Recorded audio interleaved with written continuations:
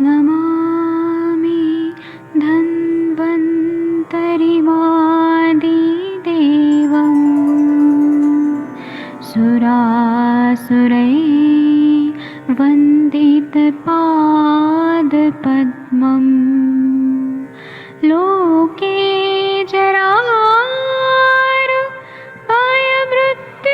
जरामृत्युनाशं दातारमीशं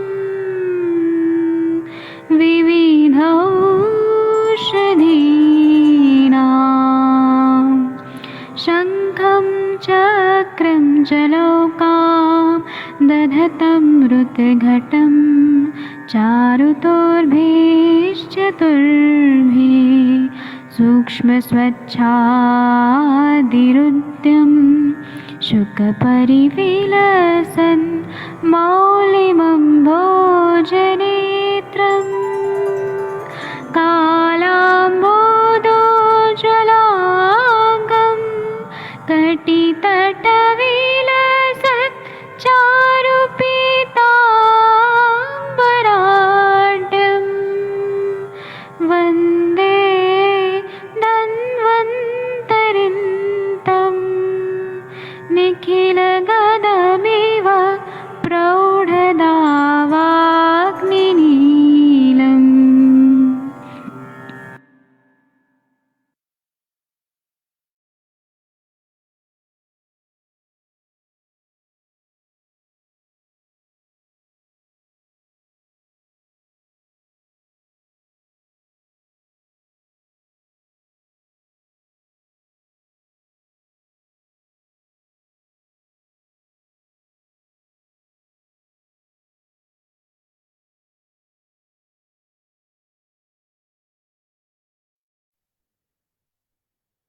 नमस्कार, आप सभी को प्रणाम। नमस्कार। बैक टू बैक अभी आप हमारे साथ जुड़े जुड़े थे नाड़ी परीक्षण के सत्र में। और अब हम आपका स्वागत करते हैं एक छोटे से शॉर्ट इंटरवल के बाद मर्म चिकित्सा के सेशन में। मेरा नाम वैद्य नवीन जोशी है। मैं एमडी आयुर्वेद हूँ और मैं मर्म चिकित्सा आपको सिखाऊंगा। हमारे साथ में यहाँ पे करणजीत सिंह जी, देश बंधु आचार्य जी, भार्गव प्रजापति जी, प्रदीप जाधव जी, नारायण पवार जी, पार्वती रावत जी, तनवीर कौर आहूजा जी, सोनू मधासिया जी, अक्षदा जी, शौकीन खान सैफी जी, टेक सिंह जी, हिमाचल से विजय गर्ग जी, शांतनु सिंह जी, आयुषी जी, वैद्य श्याम सुंदर जी, पी मयूर राव जी, हरेंद्र पटियाल जी, अंजलि शुक्ला जी, कीर्ति शर्मा जी, प्रियरंजन तिवारी जी, आशीष चक्रवर्ती जी जुड़ चुके हैं। अभी बहुत सारे लोग जुड़ेंगे। आज हमारा पहला दिन है, परिचयात्मक सेशन है। आज हम मर्म की बात करेंगे केवल परिचय के रूप में, क्योंकि कल भी कई लोग जुड़ेंगे। अभी ये सेशन आज केवल फेसबुक पर जाता है। इसके बाद ये सेशन फेसबुक पर नहीं जाता है। ये सेशंस की रिकॉर्डिंग आपको यूट्यूब के थ्रू अनलिस्टेड लिंक के रूप में आपको आपके ग्रुप्स में मिलती है। मर्म चिकित्सा के बारे में आप सब जानते होंगे थोड़ा बहुत, लेकिन मैं आपको 20-22 दिन की जो ये यात्रा कराऊंगा, ये यात्रा आपके लिए बहुत मजेदार होने वाली है। हमारे साथ में यहाँ पे उमंगा एक डॉक्टर थी जो मुझसे मुंबई में मेरे से मिलना चाहती थी। वो शायद मुझसे नहीं मिल पाई, मैं बहुत जल्दी में था। मैंने उन्हें कहा कि उसको बहुत रो रही थी वो, और लिटरली उन्होंने अपना एक मैसेज मुझे छोड़ा है और मैंने आज वो मैसेज शेयर भी किया है। और मैंने कहा था कि मर्म सीख लो तुम, आपको अच्छा रहेगा। और आज उनका मैसेज आया, मैंने वो मैसेज आपको भी शेयर कर दूंगा कि सर, मर्म सीखने के बाद मैं मेरी जो प्रॉब्लम थी वो काफी कुछ सॉल्व हो गई। तो देखिए, मर्म चिकित्सा जो है ये केवल रोगी को ठीक करने के लिए ही नहीं है, ये हमको स्वयं को ठीक करने के लिए भी है। तो हमें इस विद्या को सीखना चाहिए, इस विद्या को जानना चाहिए, इस विद्या को समझना चाहिए। आइए अब हम बताते हैं आपको। 22 लोग ज्वाइन हो चुके हैं, तो अपना अपना परिचय दे दीजिए थोड़ा सा, क्योंकि मैं तो आप सबको जानता हूँ। आदाब जी, शौकीन खान सैफी साहब, भार्गव प्रजापति जी, शांतनु जी, विजय गर्ग जी, चक्रवर्ती साहब, अपना नाम, आप कहाँ से हैं और आप क्या करते हैं, थोड़ा सा परिचय दे दीजिए, ताकि हमें ये पता चले कि आपका बैकग्राउंड क्या है। क्योंकि हमारे साथ में बहुत सारे लोग, कभी इससे पहले एक ऑर्थोपेडिक सर्जन थे जो मर्म सीख रहे थे पिछले बैच में, और इससे पहले एक साइकेट्रिस्ट थे जो नाड़ी सीख रहे थे, इससे पहले एक केईएम हॉस्पिटल मुंबई के डॉक्टर साहब थे, गायनोकोलॉजिस्ट, वो सीख रहे थे। थोड़ा सा हमें बैकग्राउंड पता होना चाहिए कि जो मेरे साथ जुड़े हैं वो किस पैथी के हैं और क्या उनका वो है। कई लोग यहाँ पर मैसेज कर रहे हैं कि हम नहीं जुड़ पा रहे हैं। भाई, जब 23 लोग जुड़े हैं तो आपको भी जुड़ना चाहिए। यहाँ पर अंजलि शुक्ला जी हैं, अच्छा, सोनू मधेसिया जी, आप बीएमएस इंटर्न हैं गोरखपुर से। शांतनु सिंह जी कानपुर से हैं, इंजीनियर हैं। अंजलि शुक्ला जी बीएमएस हैं। और स्वागत है आपका। डॉक्टर प्रदीप जाधव जी एक होम्योपैथिक फिजिशियन हैं, सांगली महाराष्ट्र से। डॉक्टर शौकीन खान सैफी साहब आयुर्वेदिक फिजिशियन हैं। और भी लोग अपने परिचय दे दीजिए यहाँ पे, ताकि विजय गर्ग जी हरियाणा से डॉक्टर हैं, इन्होंने अभी मुझसे नाड़ी परीक्षा बहुत अच्छी तरह से सीखा है। विजय गर्ग जी ने इतने अच्छे अच्छे सवाल पूछे कि कई बार तो मैं खुद भी, मेरे कॉन्सेप्ट्स बहुत सारे जो थे नाड़ी के बारे में, वो बहुत अच्छी तरह से क्लियर हुए। करणजीत सिंह जी मनसा पंजाब से हैं, ये आयुर्वेदिक हैं, वैद्य हैं। और सैमसंग एसएम कोई बरन साहब हैं राजस्थान से। कीर्ति शर्मा जी छत्तीसगढ़ से हैं, ये एमडी कर रही हैं आईपीजीटीआर जामनगर से। गुनीत तनेजा जी हमारी स्टूडेंट हैं, इन्होंने अपना परिचय नहीं दिया पर हम जानते हैं इनको। इन्होंने उत्तरांचल आयुर्वेदिक कॉलेज से बीएमएस किया है। और मुझे याद है कि मैं उन दिनों पढ़ाता था, ये 2007 के आसपास की बात है। मुझे बहुत अच्छा लग रहा है गुनीत जी कि आपने सीखा। इससे पहले एक और आपके ही बैचमेट थे जो हमारे उत्तराखंड सेवाओं में हैं, उन्होंने सीखा। और एक अभी एक और है, पूजा रायकवार करके है, वो भी सीख के गई हैं। गरिमा शर्मा ने सीखा। तो मुझे अच्छा लगता है कि हमारे पुराने पढ़ाए हुए स्टूडेंट्स भी हमसे आके सीखते हैं। ये मेरे लिए बड़ी अच्छी बात है कि आपने मुझे अभी तक याद रखा हुआ है। आयुषी महेश्वरी जी बीएमएस हैं पुणे महाराष्ट्र से। वैद्य भार्गव प्रजापति जी हैं, ये मेहसाना से हैं। नारायण पवार जी गोवा मेडिकल गोवा से हैं। वाह भाई नारायण पवार जी, गोवा में अभी तो नया साल मनाने के लिए लोग जमे हुए होंगे, आपके गोवा आएंगे ना। पार्वती रावत जी एक आयुष मेडिकल ऑफिसर हैं, झाबुआ मध्य प्रदेश से। बीएमएस बाल रोग से पीजी हैं। आशीष चक्रवर्ती जी तिनसुकिया आसाम से है, ये नेचुरोपैथी में प्रैक्टिस करते हैं। और भार्गव प्रजापति ने नाड़ी परीक्षण आपके पास ही सीखा है। भार्गव जी बहुत स्वागत है आपका, आपने मुझसे सीखा है, बहुत ही अच्छा लगता है। पहले दिन परिचय लेते हैं, उसके बाद तो फिर हम इतने बिजी हो जाते हैं कि नाड़ी मर्म सिखाने में आपको कि फिर परिचय होता ही नहीं है। किसी का छूट गया हो तो आप परिचय जरूर दीजिएगा, मैं पढ़ूंगा यहाँ से आपका परिचय, और हमारे माध्यम से आपको दूसरे लोग भी जानेंगे। चलिए, तो आपका परिचय आई थिंक हो गया होगा। तो आसाम, उत्तर प्रदेश, मध्य प्रदेश, महाराष्ट्र, और भारत के हर कोने से हमारे साथ लोग जुड़े जुड़े हुए हैं। उड़ीसा नहीं, पश्चिम बंगाल, कोई भी राज्य ऐसा नहीं है जहां से लोग नहीं जुड़े हों। मर्म चिकित्सा के बारे में मेरा जो अपना अनुभव है वो मैं आपको शेयर करूंगा। और ये एक ऐसी विद्या है जो आपको आपको अपने जीवन में काम आएगी, प्रैक्टिस को बढ़ाने में ये बहुत मददगार होगी। तो आइए आपके साथ हम यात्रा शुरुआत करते हैं। टेक सिंह जी हिमाचल प्रदेश से हैं, अभी अभी ज्वाइन किया है उन्होंने, और वो हिमाचल से हैं, मैं जानता हूँ। अभी अभी उन्होंने मुझसे जो है वो लिया। बहुत सारे लोगों के मैसेज आ रहे हैं कि सर हम ज्वाइन नहीं कर पा रहे हैं। तो भाई बाकी लोगों ने ज्वाइन किया है तो आप क्यों नहीं कर पा रहे हैं? समस्या आपकी है, मेरी नहीं है ना। तो आइए अब हम मर्म की शुरुआत करते हैं। आप सभी ने मर्म को जाना होगा कि शरीर के कुछ ऐसे पॉइंट्स होते हैं, कुछ एरियाज होते हैं जहाँ पे चोट लग जाए, जहाँ पे कोई आघात हो जाए, तो कहते हैं ना कि भाई किसी को छेड़ दिया, मर्म छेड़ दिया किसी का, बोलते हैं ना। बोलते हैं कि नहीं बोलते हैं, बताइए आप, ऐसा ही तो बोलते हैं कि भाई उसके मर्म को, उसकी दुखती रग पे हाथ मत डालो, बोलते हैं ना। अभी आज हम बात करेंगे अभी, और आप लोग और भी जुड़िए, अभी जो लोग नहीं जुड़े हैं कुछ लोग वो जुड़ सकते हैं यहाँ पे। आप उन्हें मोटिवेट कीजिए जो ग्रुप में हैं, और जो और भी अभी जुड़ना चाहते हैं कल परसों भी वो जुड़ सकते हैं। हालांकि बहुत सारे लोग neuro neuro new year celebration के लिए अभी बिजी होंगे, लेकिन फिर भी हमने पुराने साल से ही इस यात्रा को शुरुआत कर दी है। नहीं, आप ये भी तो सोच सकते थे कि अब चलो भाई नए साल में जुड़ेंगे, क्यों अभी पुराने साल से शुरू करते हैं। लेकिन अच्छा है ना, सीखने के लिए जो है वो कोई समय नहीं होता है, और हमारे साथ में लोग हर उम्र के जुड़ते हैं, हर सोसाइटी के लोग जुड़ते हैं। मैं आपको बताता हूँ कि मैं इस विद्या पर मेरा विश्वास बहुत कम था पहले, मैं टू बी फ्रैंक बताता हूँ। जिन दिनों ये मैं पढ़ाता था गुनीत तनेजा जी, तो उन दिनों आपने मुझे मर्म वर्म कुछ नहीं, मैं पढ़ाता था केवल सिंपल नहीं।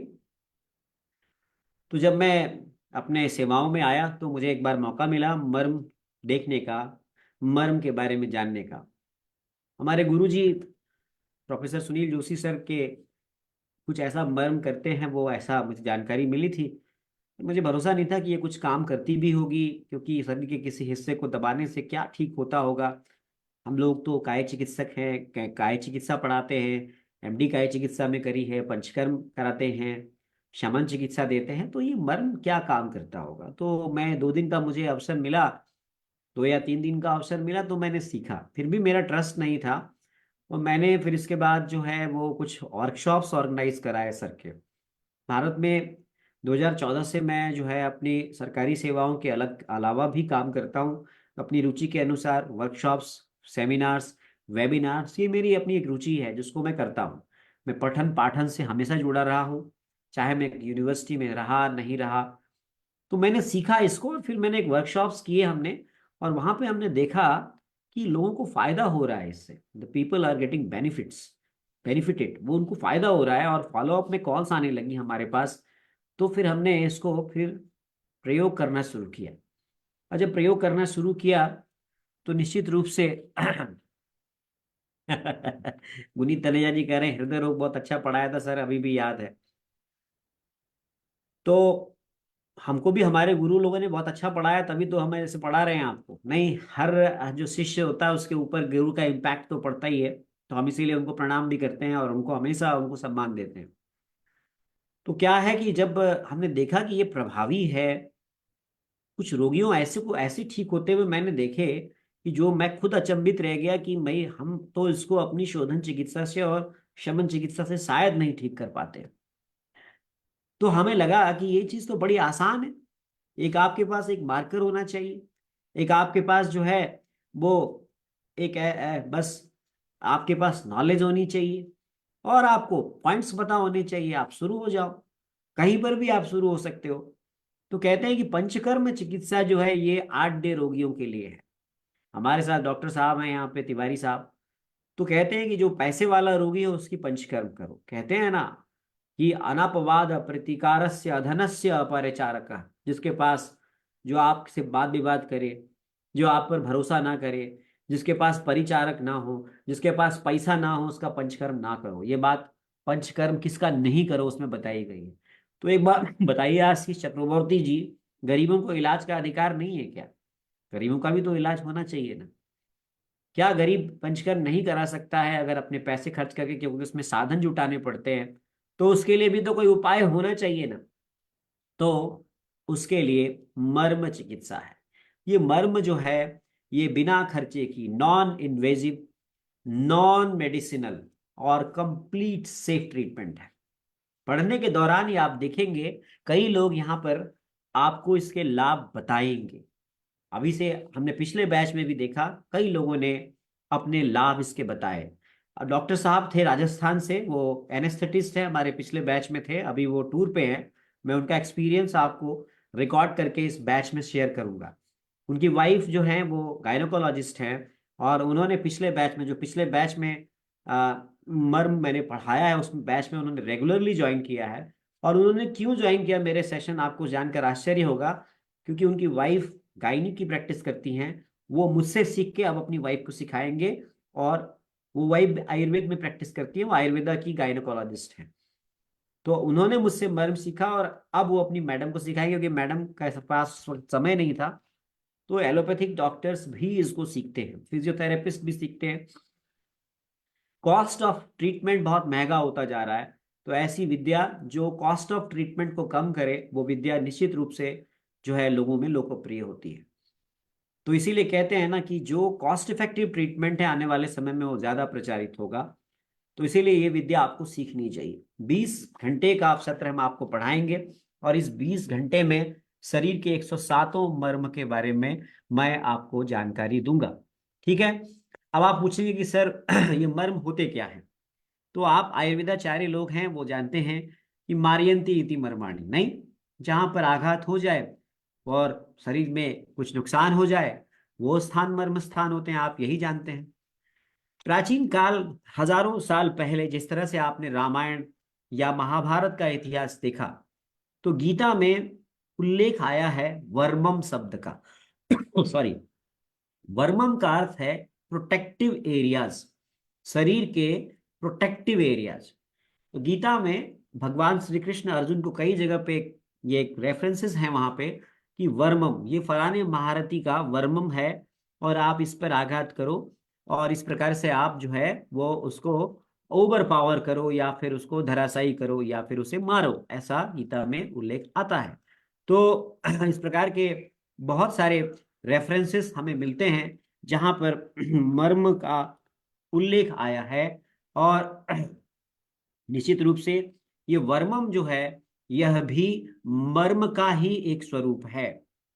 लेकिन अगर आप देखेंगे तो प्रेशर पॉइंट्स का जो इस्तेमाल है वो कुछ अलग तरीके से किया जाने लगा, और ये जो है मार्शल आर्ट की टेक्निक के रूप में डेवलप हो गया। मैं आपको कुछ इसके एग्जांपल्स दिखाऊंगा जो आजकल केरला में कलरी के नाम से चलता है। कलरी एक मार्शल आर्ट की टेक्निक है, जो कुछ इस प्रकार से लोग, इसमें कुछ पॉइंट्स होते हैं, പൊങ്ങത്തില്ല इसको ये लोग, രീതികളിൽ अതായത് और നമുക്ക് ഈ ചെയ്യാൻ പറ്റും कुछ आपको वीडियोस दिखाऊंगा, और जिस वीडियो को आप देख करके आप देखेंगे इस प्रकार से ये लोग कुछ पॉइंट्स पर अटैक करते हैं। देखिए आप, ये मर्म का ही इस्तेमाल कर रहे हैं ये लोग, लेकिन ये लोग मर्म का इस्तेमाल जो है वो क्या कर रहे हैं, पॉइंट्स का इस्तेमाल इंजरी करने के लिए कर रहे हैं। ये अभी दिखाता हूं मैं आपको, ये पॉइंट्स होते हैं जिसको ये लोग इंजरी करने के लिए इसका इस्तेमाल करते हैं। एक पुरानी पिक्चर आई थी जो आपने देखा होगा, हिंदुस्तानी, उसमें भी इसी प्रकार की कुछ दिखाया गया था। कलरी मार्शल आर्ट की एक टेक्निक थी। ये मार्शल आर्ट की टेक्निक बन गई, जबकि ये चिकित्सा की टेक्निक थी। तो चिकित्सा की टेक्निक को मार्शल आर्ट की टेक्निक बनते हुए समय नहीं लगा, क्योंकि अगर किसी भी चीज का आप नेगेटिव उपयोग बहुत ज्यादा पॉपुलराइज हो जाता है, बहुत ज्यादा। ऐसे ही वर्मम कलरी के नाम से भी आपको कई ऐसे आपको साउथ में इस प्रकार के जो पॉइंट्स मिलते हैं, जो मैं आपको दिखाऊंगा, जो है वो डेंजरस पॉइंट्स होते हैं, जिनको लोग ओवर पावर करने के लिए इस्तेमाल करते हैं, जो शरीर में हमारे वैसे घातक पॉइंट्स होते हैं जिनको इंजर्ड कर करके जो है वो दूसरे को नुकसान पहुंचाया जाता है। ऐसे बहुत सारे दक्षिण भारत में इस प्रकार के सेंटर्स हैं जो इस प्रकार से कलरी का प्रचार प्रसार करते हैं। लेकिन मैं आपको ये बताना चाहता हूँ कि कलरी जो है ये एक मार्शल आर्ट की विद्या है, मार्शल आर्ट की टेक्निक है, जिसमें आघात करके, ओवर पावर करके, कलरी जो है वो करके, कलरी पट्टू मार्शल आर्ट की जो टेक्निक है वो ओवर पावर करके हम दूसरे को एक प्रकार से हम लोग ओवर पावर करते हैं, और ये एक आर्ट बन गया। और ये कलरई पयट्टू के नाम से ये मार्शल आर्ट की जो पूरी टेक्निक है, इसकी पूरी ट्रेनिंग दी जाती है। नेशनल ज्योग्राफिकल चैनल ने भी इसको काफी कवर किया था। मैं उसकी भी थोड़े से आपको दिखाता हूँ। आज केरल की पहचान इसी के रूप में ज्यादा होती है, कलरी मार्शल आर्ट के टेक्निक के रूप में। अगर आप देखेंगे तो यहाँ पर कुछ आपको ऐसे, आपको वो मैं कुछ सीन्स इसके दिखाता हूँ, जिसमें कि आप देख सकते हैं कि किस प्रकार से ये लोग दूसरे को इंजर्ड करके एक प्रकार से मार्शल आर्ट की पूरी प्रक्रिया करते हैं। मैं आपको दिखाने का प्रयास कर रहा हूँ। आई थिंक देयर इज कुछ, अब वो गुरु के अंडर में सीखते हैं, तो यही पॉइंट्स होते हैं उसमें भी, इन्हीं पॉइंट्स को ये सीखते हैं। लेकिन ये इसको किस प्रकार से ये लोग करते हैं, तो इस प्रकार से मार्शल आर्ट को ये लोग, ये देखिए आप, ये इस प्रकार से उन पॉइंट्स, उन वाइटल एरियाज पर अटैक करके, ये प्रकार से युद्ध कौशल की पूरी ये तकनीक बन गई, जो कभी जो थी एक चिकित्सा की तकनीक थी। ये पूरा का पूरा ट्रेनिंग होती है और इसमें मार्शल आर्ट की ट्रेनिंग दी जाती है। अगर आप देखेंगे तो इन पॉइंट्स पर हिट करके सेल्फ डिफेंस और सेल्फ जो है एक प्रकार से बताना, वेपन ट्रेनिंग के रूप में ये पार्ट बन गया। जो एक मर्म विद्या थी वो हैंड टू हैंड कॉम्बैट की एक टेक्निक बन गई। और ये आप देखेंगे इस प्रकार से जो है ये कॉम्बैट टेक्निक जो है प्रयोग में लाई जाती है मार्शल आर्ट के रूप में। तो ये केरला में इसका ये स्वरूप आपको मिलता है, और बहुत सारे गुरुकुलम हैं वहां पे जो इस प्रकार से ट्रेनिंग देते हैं। तो ये ऐसा क्यों हुआ, आपसे मेरा सवाल है, ऐसा क्यों हुआ जो एक चिकित्सा की टेक्निक थी वो मार्शल आर्ट की टेक्निक के रूप में क्यों प्रचारित हो गई? इसीलिए हुई कि आप सबको पता होगा कि जब सभ्यता हमारी विकसित हुई, मनुष्य को रोग भी दिए भगवान ने, ईश्वर ने। अगर रोग नहीं देते तो फिर हम अमर हो जाते। क्यों चक्रवर्ती साहब? हम अमर हो जाते।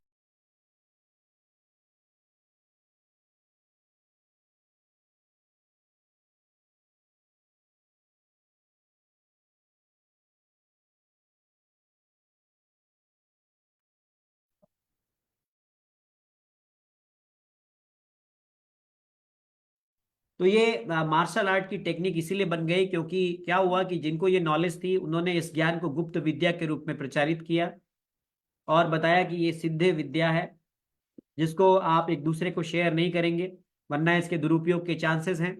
इस प्रकार से ये धीरे धीरे ये विद्या लुप्त तो होती चली गई। और इसका ज्यादा पॉपुलराइज आपने देखा होगा, कोई नेगेटिव चीज बहुत जल्दी हमारे समाज में लोकप्रिय हो जाती है। कोई नकारात्मक खबर हो तो हम बड़े इंटरेस्ट से पढ़ते हैं, शौकीन खान सैफी साहब पढ़ते हैं ना। लेकिन कोई अच्छी चीज हो तो हम उसको बहुत ज्यादा इंटरेस्ट नहीं लेते। न्यूक्लियर वेपन्स आप देखें तो परमाणु हथियार का नाम डिवास्टेशन के लिए आता है। बहुत कम लोग जानते हैं कि परमाणु हथियार का बहुत को कम लोग इसका प्रयोग, इस्तेमाल सोसाइटी के लाभ के लिए किया जाता है। ये बहुत कम लोग इस बात को सोचते हैं, समझते हैं।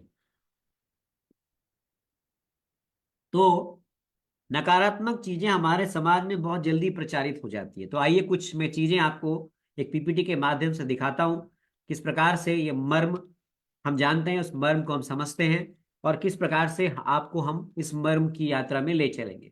तो मर्म का आप अगर गौर से देखें तो ये मर्म जो है, ये हमारा मारियंती इति मर्माणी, यानी कि शरीर के वो स्थान जहां पर आघात हो जाए, जहां पर चोट लग जाए तो व्यक्ति की मृत्यु हो जाए, उस स्थान को मर्म स्थान कहते हैं।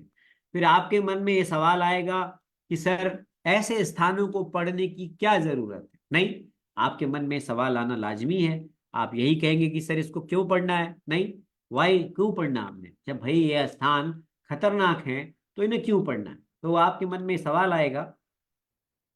तो पहली बात तो आप मर्म क्यों सीखना चाहते हैं, हर आदमी का अपना एक उद्देश्य होता है। तो आप ध्यान रखिए कि न तो हम कामये राज्यम, न स्वर्गम, न च पुनर्भवम, कामये दुःखतप्तानाम प्राणिनाम नाशनम। अगर आप इस विद्या को इसीलिए सीख रहे हैं कि आप सोचते हैं कि मैं इससे कुछ बहुत जबरदस्त बेनिफिट्स गेन कर लूंगा, अगर आप ये सोचते हैं कि मैं इससे बहुत पैसे कमाऊंगा, तो आप शायद गलत सोच रहे हैं। यू आर आपका जो परसेप्शन है वो शायद गलत हो सकता है। आपको इस उद्देश्य से इसको सीखना चाहिए कि हाँ, मेरे पास जो रोगी आ रहा है विजय गर्ग जी, चाहे वो किसी भी प्रकार का आ रहा हो, मैं इसको एक एडिशनल ट्रीटमेंट दे करके आयुषी जी मैं ठीक कर सकूं। प्रदीप यादव जी, अगर आप इस उद्देश्य से इसको सीखते हैं तो फिर आप अपने उद्देश्यों में सफल होते हैं। यानी प्राणियों के दुखों का नष्ट करना, प्राणिनाम मरति नाशनम, ये आपका उद्देश्य होना चाहिए। पुराने समय में वैदिक विद्या, अब आप कहेंगे कि सर कई लोग आयुर्वेद के हैं, वो शायद ये सवाल पूछ सकते हैं कि मर्म चिकित्सा का वर्णन तो कहीं नहीं आता है प्रिय रंजन जी, कहीं नहीं आता है शास्त्रों में।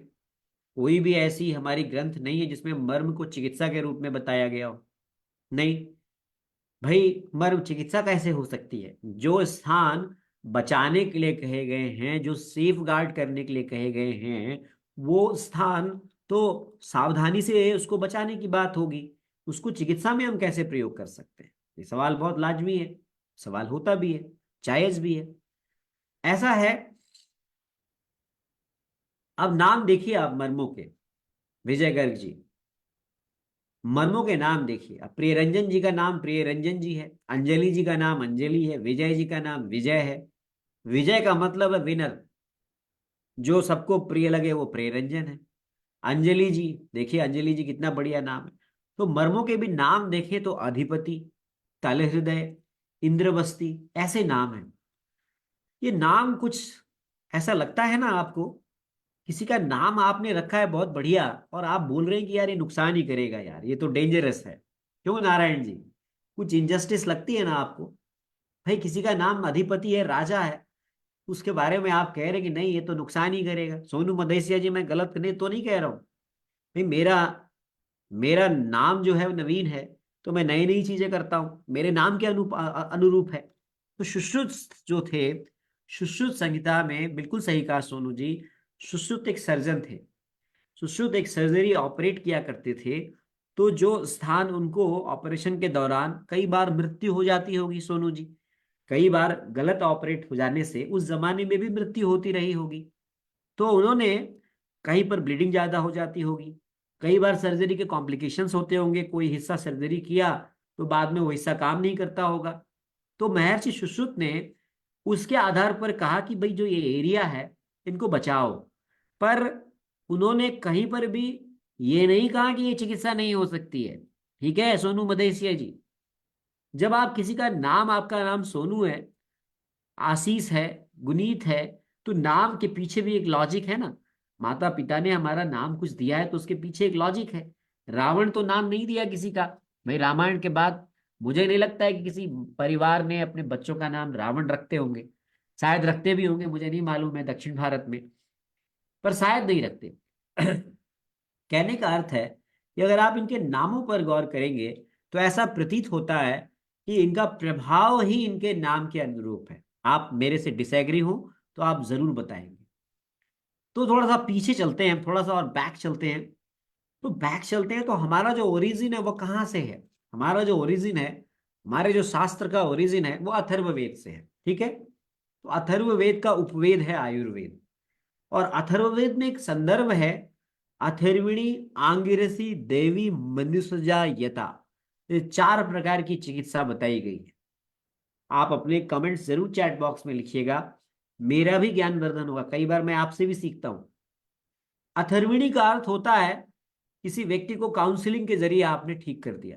ठीक है चक्रवर्ती साहब, आप बैठे हैं कहीं, आपने कहीं पर जूम पर पेशेंट को लिया, आपने उसे कहा कि तुम ऐसी डाइट रखो, ऐसी लाइफस्टाइल रखो, वो व्यक्ति ठीक हो गया।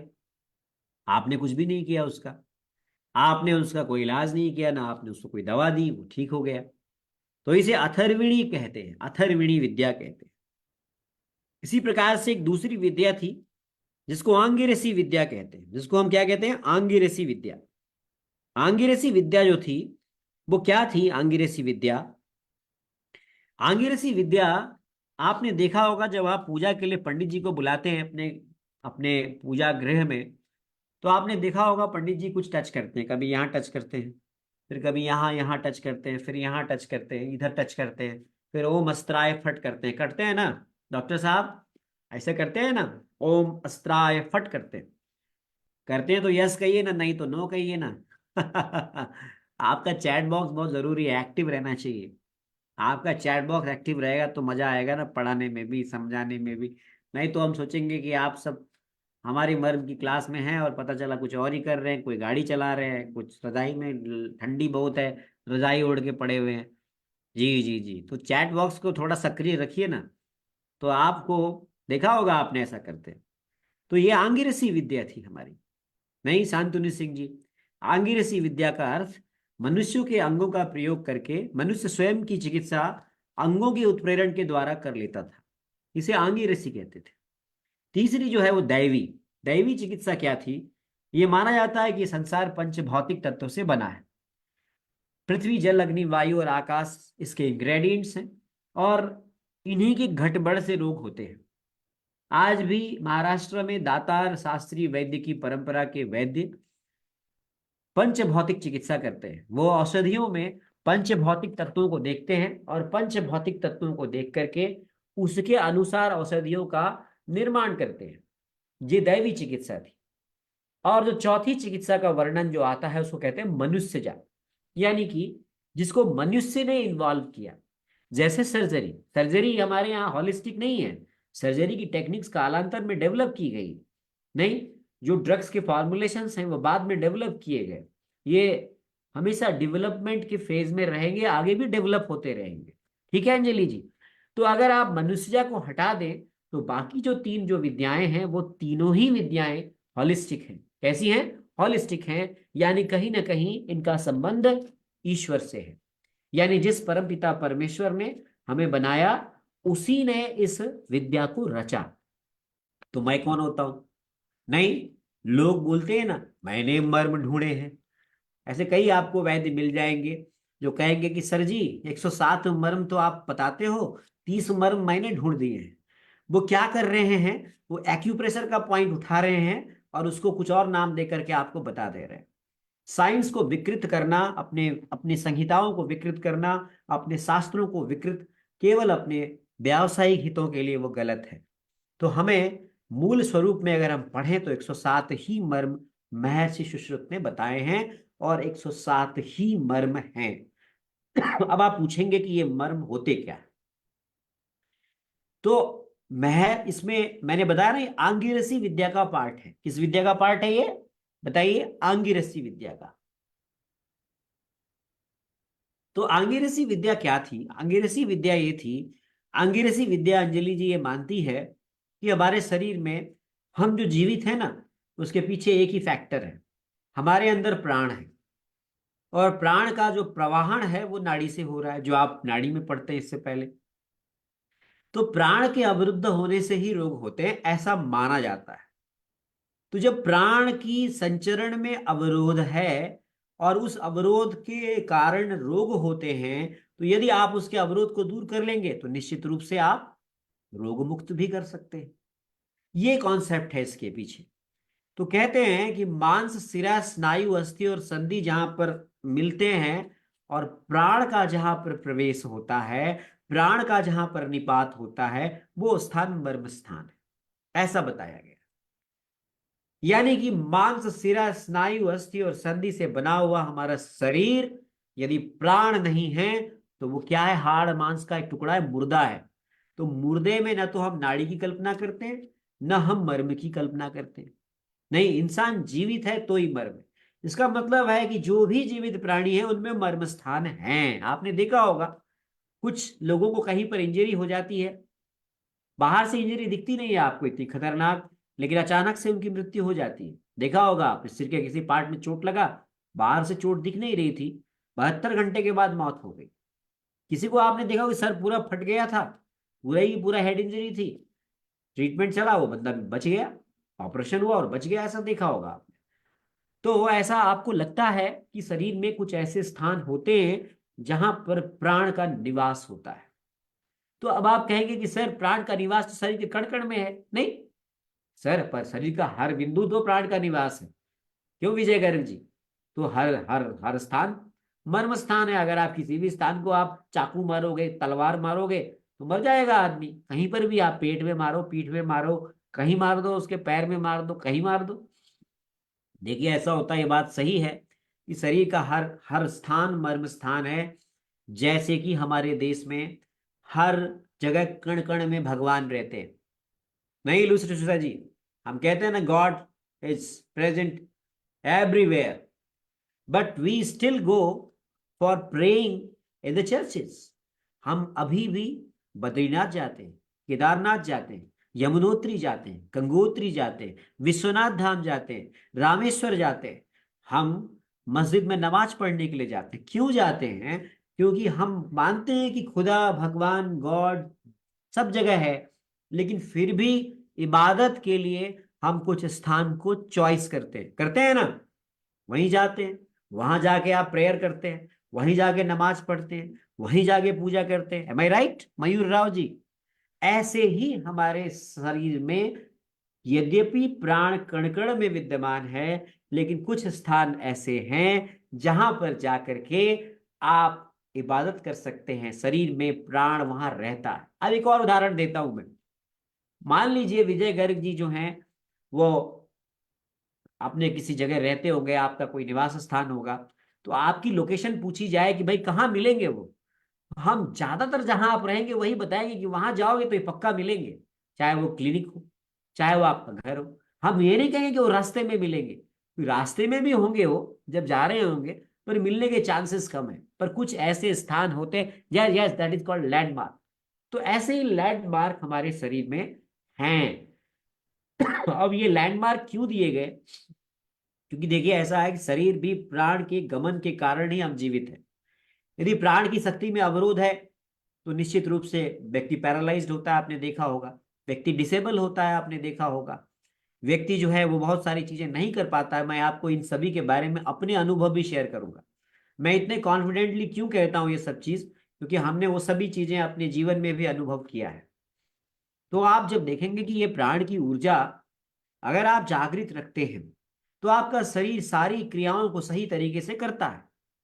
तो इन्हें मर्म स्थान कहा गया, यानी जहां पर मांस, सिरा, स्नायु, अस्थि और संधि आपस में निपात होता है, और जहां प्राण रहता है वो स्थान मर्म स्थान है। फिर फिर मारयंती इति मर्माणी क्यों? नहीं, फिर सवाल यह आएगा, अच्छा आप एक बात बताइए, भगवान के मंदिर में जाएंगे आप, कैसे जाएंगे आप चप्पल उतार के जाएंगे? नहीं। क्यों विजय गर्ग जी? आप हाथ जोड़ के जाएंगे, विनम्रता से जाएंगे। मस्जिद में जाएंगे या आप चर्च में जाएंगे, जहां भी जाएंगे, कोई भी होली प्लेस में जाएंगे आप, तो आप एक तो अच्छे वेल ड्रेस्ड होंगे, वेल मैनर्ड होंगे। किसी भी तरह से आप नहा धो के अच्छे विचार, आचार विचार के साथ जाएंगे। यदि आप इन स्थानों में किसी गलत विचार के साथ जाएंगे, गलत तरीके से जाएंगे, इन स्थानों को आप नुकसान पहुंचाने के उद्देश्य से जाएंगे, तो क्या आपका भला होगा? बताइए, क्या लाभ होगा आपको? क्या नुकसान नहीं होगा आपको? निश्चित रूप से ऐसा ही मर्म के साथ। यदि किसी भी मर्म स्थान पर आप आघात करेंगे, वेपनाइज करेंगे, उसको नुकसान पहुंचाएंगे, उसको कष्ट देंगे, तो उसका नुकसान आपको होगा।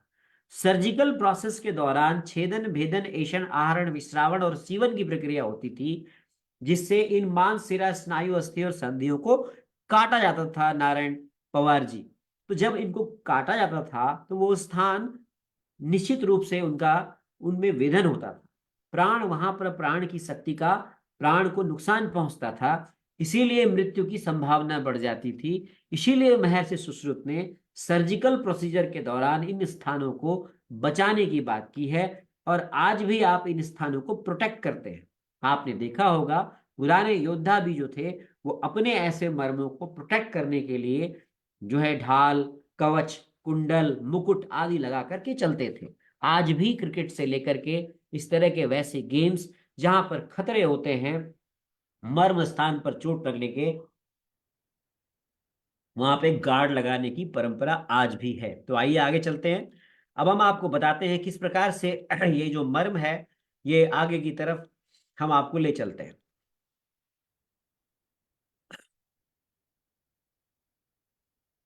तो ये आंगिरसी विद्या का एक पार्ट था। तो आंगिरसी विद्या हीलिंग देती थी लोगों को बिना किसी दवा के। मनुष्यजा जिसमें ह्यूमंस ने डेवलप किया, सर्जरी, बायोकेमिस्ट्री, मेडिसिन, ये सब मनुष्यजा चिकित्सा का पार्ट रही।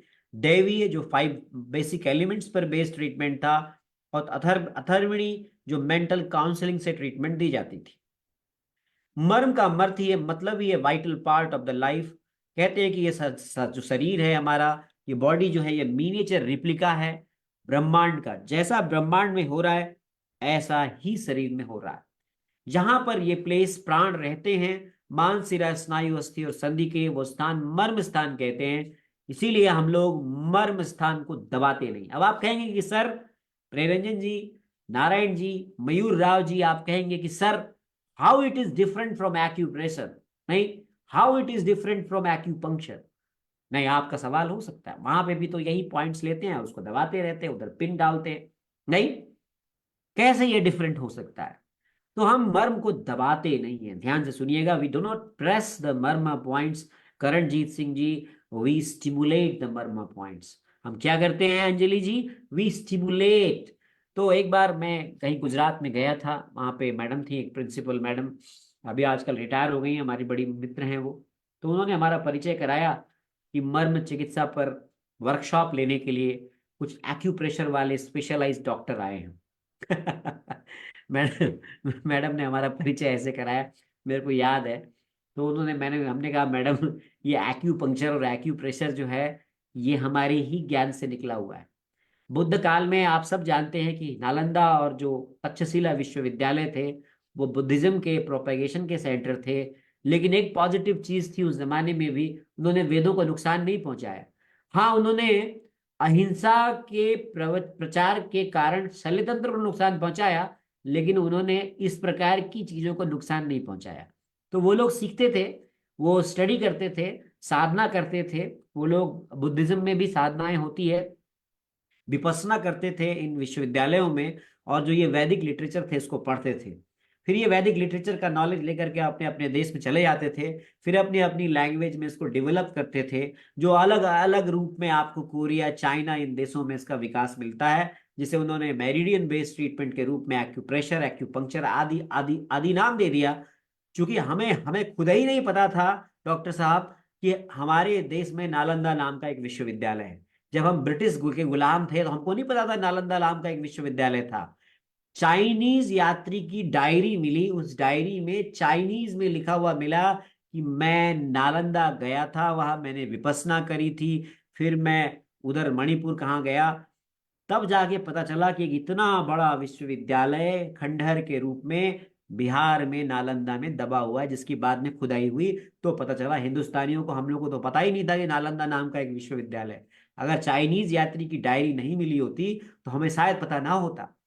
नहीं, तो हम कोई शायद मालूम नहीं था। और उस समय सारे स्कॉलर्स जो थे, जब वेनसांग ने लिखा है कि जब मैं भारत में इस वक्त हूं तो इस समय में हजारों बुद्ध यात्री, हजारों स्कॉलर्स भारत के नालंदा और तक्षशिला विश्वविद्यालयों में ग्रंथों का अध्ययन कर रहे हैं।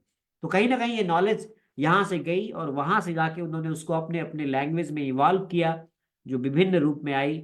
लेकिन हम अभी भी कहेंगे कि जो मदर है इसकी वो हमारी मर्म चिकित्सा है। ठीक समझ में आई आपको बात? तो डिफरेंस है दोनों में। The pressure is not given in any points. आप ध्यान रखिएगा, हम मर्म में किसी भी पॉइंट को प्रेशर नहीं देते। We only stimulate the marma points. ये कुछ उदाहरण है आपके सामने जिनके मर्म आघात से जिनकी मृत्यु हुई। आप सब जानते हैं, अभी हमने नाड़ी परीक्षा का सत्र लिया। लंकाधिपति रावण की मृत्यु के पीछे जो कारण था वो भी नाभि मर्म पर आघात था। भगवान श्री कृष्ण के डिमाइसन के पीछे जो कारण था वो भी पादतल हृदय मर्म था। श्रवण कुमार की मृत्यु के पीछे जो कारण था, श्रवण कुमार अपने माता पिता के बड़े ही आज्ञाकारी थे।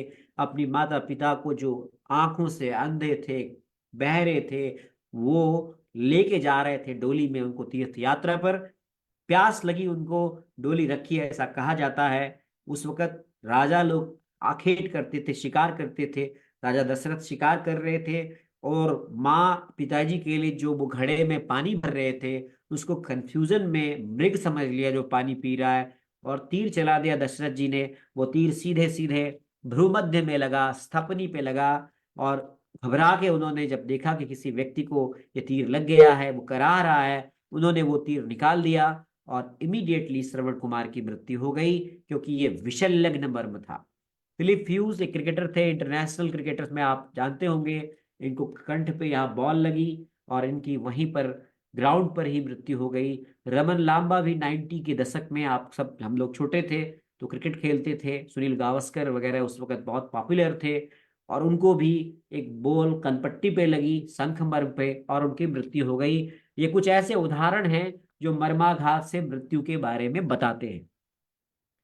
तो यानी कि मर्म बड़े ही प्रभावी हैं, लेकिन हमें इनका सावधानी से प्रयोग करना है।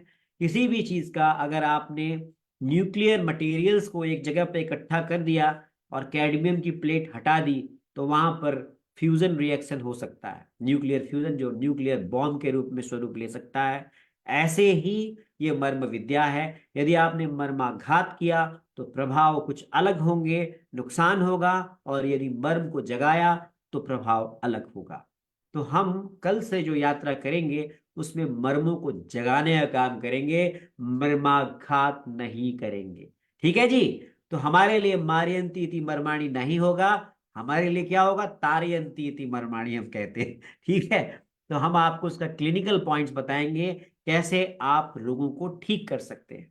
तो आज का हमारा यह परिचयात्मक सत्र, जिसमें मैंने आपको मर्म के थोड़े से इतिहास के बारे में बताया, कल मैं इसकी थोड़ी सी क्लासिफिकेशन और बैक पे ले चलूंगा, क्योंकि आपको ये जानना जरूरी है कि कौन से मर्म स्थान को कितना प्रेशर देके स्टिमुलेट करते हैं। तो 2 लेक्चर मेरे थियरी होंगे, फिर स्टार्ट हो जाएगा प्रैक्टिकल।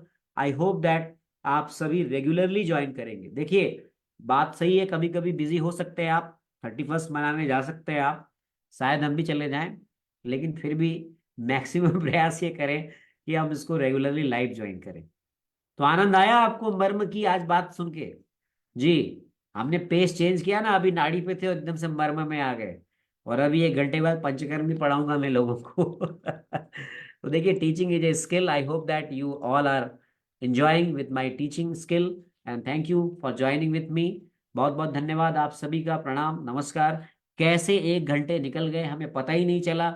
हमने आपको कहानी सुनाई, आपने उसको सुन ली, और ये पूरा 20 दिन आप 20 घंटे मेरे साथ ऐसे ही कहानी सुन के आप समाज समझ जाएंगे। संडे 31st एंजॉय करेंगे अपन। ठीक है, कोई क्लास नहीं होगी संडे, वैसे भी क्लास नहीं होती। ठीक है जी। संडे आपकी क्लास नहीं होगी, चिंता ना करें। Sunday is totally holiday for enjoying, और it is very good that Sunday is 31st। तो आप एंजॉय कीजिएगा उस दिन। आपको निश्चित रूप से आज ये लेक्चर, मेरा अभी रिकॉर्डिंग फेसबुक पर है, बाद में इसको डाल दूंगा यूट्यूब पे, लेकिन आगे की रिकॉर्डिंग्स आपको कहीं पर भी पब्लिक डोमेन में नहीं होगी। ये अनलिस्टेड रिकॉर्डिंग्स आपके बैच में जाएगी, इसके नोट्स दिए जाएंगे, इसके पीडीएफ दिए जाएंगे, सब कुछ मिलेगा आपको। आज तो पढ़ाया ही नहीं है ना हमने, तो नोट्स काहे का? आज तो कहानी बताई है आपको, आपका परिचय लिया है। मयूर राव जी कह रहे क्लास बहुत अच्छा लगा, तो दूसरे लोगों को भी बताइए ना जुड़ने के लिए। नहीं, हमारा ये मर्म का प्रचार कीजिए, आप ही तो हमारे प्रचारक हैं। तो आप अभी भी आज कहिए 31st तक, 1 तारीख तक लोग जुड़ सकते हैं। 1 तारीख के बाद यहाँ लॉक लग जाएगा, फिर आपको 1 महीने का इंतजार करना पड़ेगा हमारी मर्म की क्लास ज्वाइन करने के लिए। तो बहुत बहुत धन्यवाद आप सबको, प्रणाम। 30 लोग जुड़े, जो लोग नहीं जुड़ पाए उनको मैं भेज दूंगा लिंक फेसबुक की। लेकिन कल से आपको, परसों से, कल से या जो भी मंडे से, कल भी क्लास होगी आपकी, कल आई थिंक सैटरडे है, कल क्लास होगी। जो मंडे से आपकी क्लास होगी वो सब रिकॉर्डिंग्स आपके पास शायद तत्काल ना भेज पाऊं, लेकिन अगले दिन सुबह भेज दूंगा। ठीक है जी। तो थैंक यू, नमस्कार आप सबको, प्रणाम। सब एवरीथिंग चंगा है ना, चंगा सी है ना, सब समझ में आया, सब अच्छा लगा?